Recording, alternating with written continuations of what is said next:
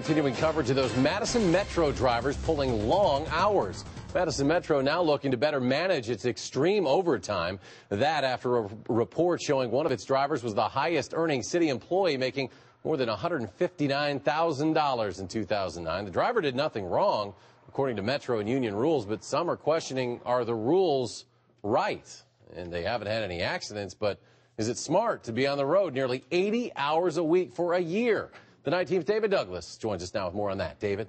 Eric, other professional drivers tell me no way. They say if those Metro drivers drove Greyhound buses, not city buses, it would never be allowed. And federal law limits other commercial drivers to 70 hours in 7 days. But it turns out the same is not true for government employees. The wheels on the bus go round and round, but it might surprise you, Metro bus drivers are the ones that get to decide how long they feel is safe to stay behind the wheel. Even though in our scheduling, we can't schedule an individual with less than 10 hours off of time, they can waive that. They can choose to say, I'm able to work more than that. I don't think it's safe, I guess. I had no idea that that is potentially the case. The different standards exist due to an exemption in federal regulations.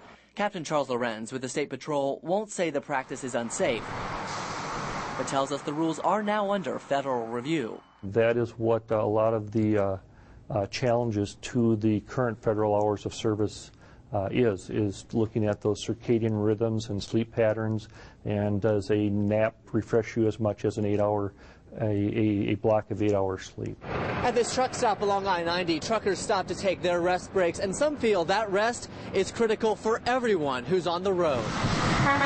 They really do, because if you don't have your proper rest and you go over that time, that's what causes accidents. It doesn't matter if you're driving a big truck, if you're driving a bus. By federal law, interstate drivers like Mel Tucker log their driving and rest hours. Right here is my drive time, which Metro drivers don't have to do.